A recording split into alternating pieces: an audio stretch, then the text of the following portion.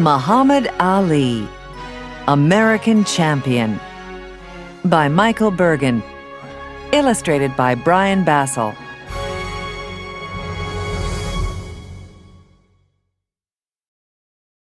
Chapter 1. A Champion is Born.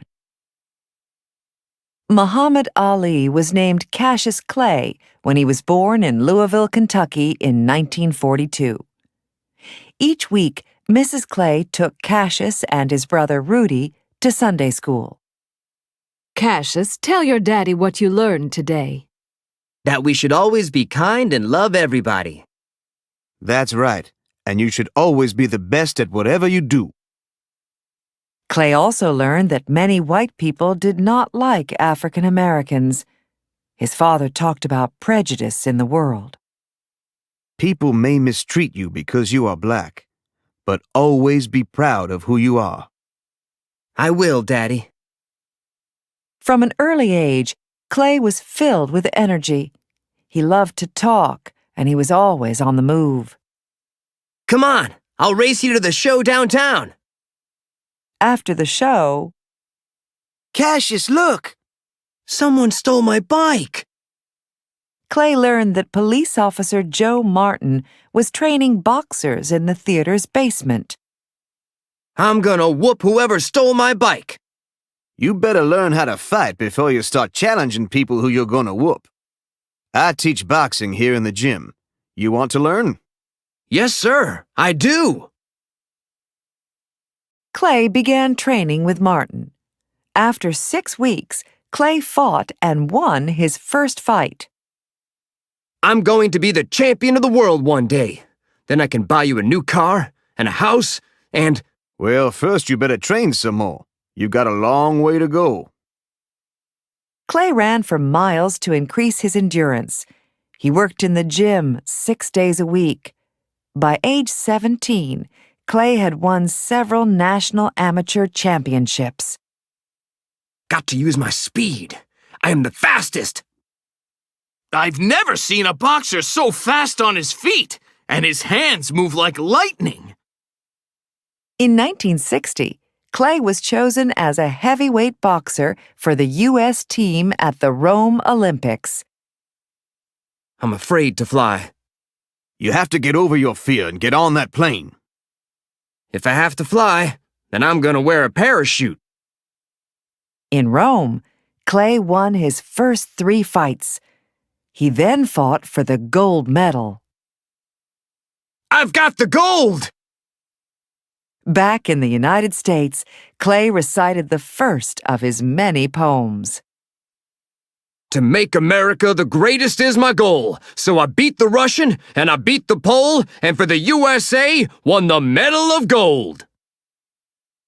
Clay had several different trainers before he met his final trainer and mentor, Angelo Dundee.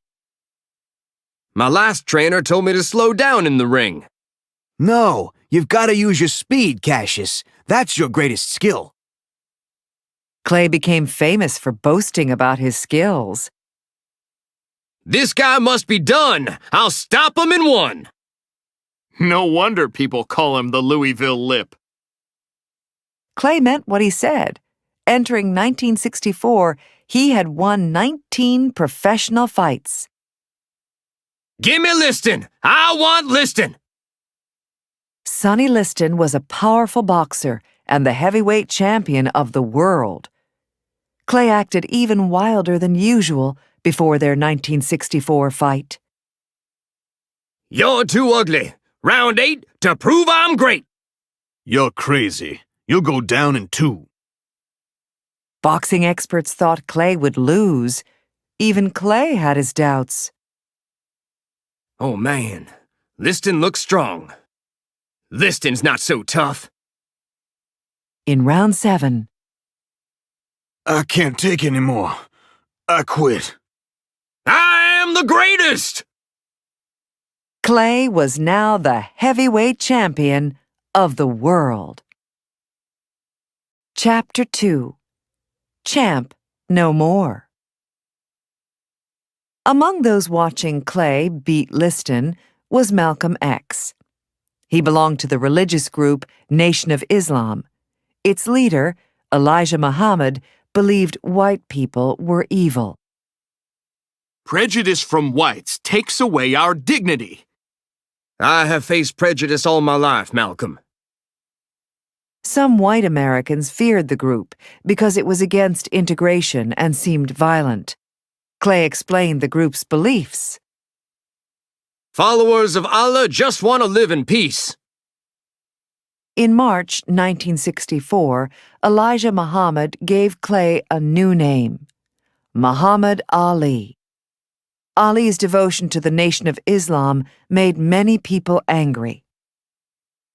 I don't know why people refuse to use my new name, Angelo. I like white people if they treat me right. I'm not a hater. I know, champ. On May 25, 1965, Ali fought Liston again. Many boxing fans stayed away. They feared violence would erupt. Malcolm X left the Nation of Islam. Then some members of the church killed Malcolm. People say Ali could be killed too. That night, Ali needed just 1 minute to show once again who was the better boxer. Come on, Liston! Get up and fight! By 1966, the United States was deeply involved in the Vietnam War. Ali was drafted into the U.S. Army. You say your religion is opposed to war unless you are personally attacked. That's right. I ain't got no quarrel with them Viet Cong. Ali's refusal to serve in the military raised the anger of Americans who already disliked him. Ali, you coward! I hope they put you on the front lines in Vietnam. How can people get so angry just because I'm doing what I think is right? I don't want to be a part of the army at all. This war is wrong. What about boxing? Isn't that violent? Boxing is a sport. I'm not gonna kill nobody. Young people who opposed the war began to see Ali as a hero.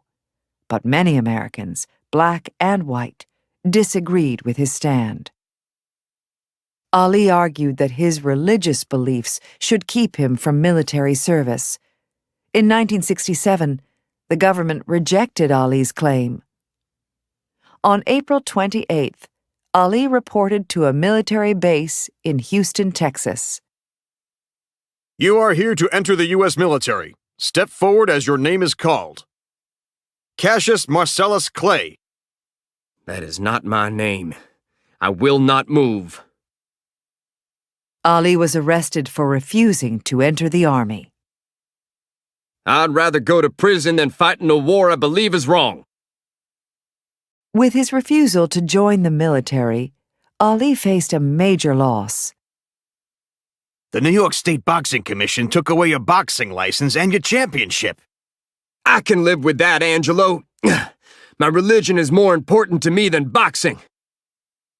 Soon, no state in the country would let Ali box.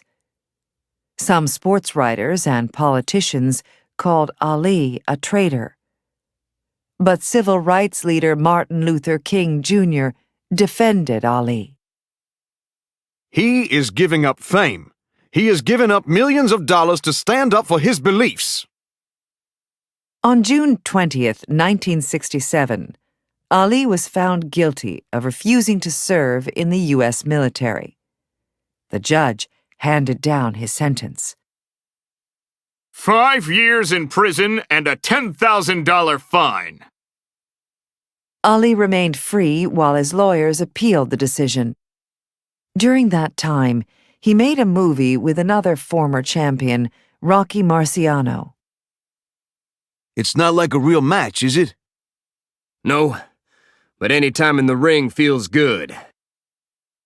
By 1970, more people opposed the Vietnam War. People were also changing their opinions about Ali. Georgia has agreed to let you fight there. On October 26, 1970, Ali defeated Jerry Quarry. The next year, the U.S. Supreme Court threw out his 1967 guilty verdict. Now Ali wanted just one more thing. I'm still the greatest. I will be champion again. Chapter 3. From Bottom to Top. Joe Frazier was now the heavyweight champion of the world. He agreed to fight Ali. Before the bout, Ali was back to his old self. This might shock and amaze you, but I'm gonna destroy Joe Frazier. The time away from boxing had changed Ali's style, and as his doctor Ferdy Pacheco knew, Ali's body was not the same. What do you see, Ferdy? He's stronger, but he's slower, and his hands got soft. I might have to take some punches to wear out Frazier. Be careful, Muhammad. Nobody can get hit so much and not get hurt. Ali and Frazier agreed to a showdown on March 8, 1971, in New York City. Neither fighter had ever lost a professional fight before that night. Come on, man! Is that the best you got? But in the 11th round, and then in the 15th, You're no champ, chump. Frazier gave Ali his first loss in more than 10 years. The next day, Ali spoke to reporters. I didn't think I'd lose, but now that I did, I want to fight Frazier again. Over the next 2 years, Ali won 10 straight fights. Most of the opponents were not great fighters, but in 1973, Ali faced Ken Norton. In the second round, Man, he hit you good. Your jaw is broken. No way I'm stopping this fight. Ali lost the fight to Norton and then beat him in a rematch. In 1974, Ali had his rematch with Joe Frazier. Frazier was no longer champion, but Ali still wanted revenge. All the judges gave the fight to Ali. Yes, but it wasn't much of a fight. Not like the first time they met. Next, Ali trained to fight the new heavyweight champion, George Foreman. The fight, called the Rumble in the Jungle, took place in the African country of Zaire. In Africa, people followed Ali's every move. How are you going to handle Foreman? He's younger and stronger. Float like a butterfly, sting like a bee. His hands can't hit what his eyes can't see. Ali used a new plan that he called rope-a-dope. Keep swinging, Foreman. You'll tire out. Ali knocked out Foreman in the 8th round and regained the heavyweight championship. When we left, Ali belonged to America. Now he belongs to the world. On October 1st, 1975, Ali met his rival, Joe Frazier, for the third and final time in Manila, the Philippines. The fight was called the Thrilla in Manila. At the end of the 14th round, both fighters were badly beaten. That's it, Angelo. Cut off my gloves. I can't go another round. Forget it. You're going out there. He doesn't have to. Frazier quit. Over the next 2 years, Ali defended his title 6 times. But outside the ring, Ali noticed something strange. Every morning I wake up and my hand is tingling. And you're slurring your words, champ. In the ring, people noticed changes as well. Ali should be destroying this guy, but he looks awful. The champ is getting old. On February 15th, 1978, Ali fought Leon Spinks. Ali did not train hard for the fight, and he paid the price. The next morning, Ali was already getting ready for a rematch. Got to get my title back. 7 months later, a record crowd for a boxing match of more than 63,000 people came out to see the Ali-Spinks rematch. Most cheered for Ali. After 15 rounds, The winner is the first three-time heavyweight champion of the world, Muhammad Ali! after the Spinks fight, Ali retired from boxing. But later, in 1980, Ali returned to the ring to fight the new champion, Larry Holmes. I haven't decided yet if I'm gonna fight Holmes with one hand or two. Ali was now 38 years old. Holmes was younger and faster. This time, Ali could not beat the odds. After 11 rounds, That's it, Muhammad. You can't take any more. It's all over. on December 11th, 1981, Ali lost to Trevor Berbick. The next day, Ali announced his retirement. Will you fight again, Muhammad? I'm finished. I've got to face facts. I know it's the end. This time, Ali kept his word. He never boxed again. Chapter 4: The Greatest of All Time. After his retirement, Ali remained a popular sports hero, and he helped raise money for charities. But he still faced several tough battles. I still can't talk right, and my hand shakes. You have Parkinson's syndrome. There's medicine that will help you feel better, but there is no cure. Did boxing cause this disease? Parkinson's can strike anyone. Money also became a problem for Ali. You made millions of dollars, but where did they all go? When people needed money, I gave it to them. Well, now there's not much left for you.